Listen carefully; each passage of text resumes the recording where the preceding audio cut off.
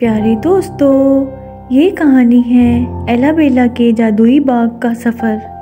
ایک دفعہ کا ذکر ہے، ایک دور دراز ملک میں ایک خوبصورت لڑکی رہتی تھی جس کی آنکھیں نیلی تھیں اور چمکتے ہوئے بال تھے۔ اس کا نام ایلا بیلا تھا۔ ایک دن جیسے ہی وہ گھنے اور پراسرار جنگل سے گزری، وہ اپنا راستہ کھو بیٹھی۔ اوپر گھنے پتوں نے سورج کی روشنی کو روک دیا، جس سے جنگل کے فرش پر ایک سحر انگیز لیکن خوفناک چمک پیدا ہو گئی۔ جیسے ہی ایلا بیلا نے اپنا سفر جاری رکھا، اسے ایک پوشیدہ دروازے پر ٹھوکر لگی جو اسے ایک جادوئی باغ میں لے گیا۔ جیسے ہی اس نے باغ کے اندر قدم رکھا، ہوا میں پرندوں کے گانے کی گونج اٹھی اور رنگ برنگی تتلیاں خوشی سے رقص کر رہی تھیں۔ ایلا بیلا اس جادوئی باغ کو دیکھ کر بہت حیران ہوئی۔ اس باغ میں وہ گھومتی پھرتی رہی اور پھر آخر کار وہ ایک پل پر بیٹھ گئی۔ ایک بوڑھا الو جادوئی باغ میں بیٹھا یہ سب دیکھ رہا تھا اور وہ دیکھ رہا تھا کہ ایلا بیلا کتنی پریشان ہے۔ اس نے سوچا کہ وہ ایلا بیلا کی ضرور مدد کرے گا۔ جادوئی باغ کے جانور اور پرندے اس کے ارد گرد جمع ہو گئے اور اپنی مدد کی پیشکش کی۔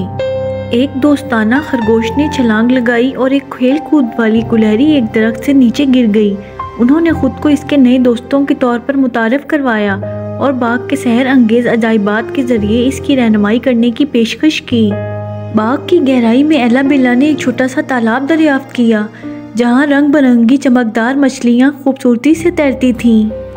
ایلا بیلا مچھلیوں کے تالاب میں اتر گئی اور ایلا بیلا نے مچھلیوں سے خوب باتیں کیں۔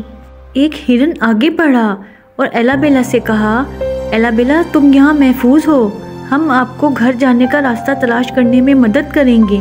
ایلا بیلا کو اس جادوئی باغ میں بہت مزہ آیا۔ ایلا بیلا نے ہاتھی کی سواری بھی کی، جبکہ کھیلتے ہوئے بندر ایک شاخ سے دوسری شاخ تک گھومتے رہے، جس سے گمشدہ بچی کے لیے محفوظ راستہ یقینی بنایا گیا۔ جانوروں اور پرندوں نے مل کر کام کیا، چمکتی ہوئی جگنوؤں کا ایک جادوئی راستہ تخلیق کیا جو ایلا بیلا کو باغ کے دل میں ایک چمکتے ہوئے تالاب کی طرف لے گیا۔ تالاب میں ایلا بیلا نے اپنا عکس دیکھا جو جگنوؤں کی جادوئی چمک سے گھرا ہوا تھا۔ اچانک پانی کی لہریں اٹھیں اور ایک دوستانہ کچھوا نمودار ہوا جس نے اسے اپنے ساتھ لے جانے کی پیشکش کی۔ ایلا بیلا کچھوے کی پیٹھ پر چڑھ گئی اور وہ تالاب کے پار چلے گئے۔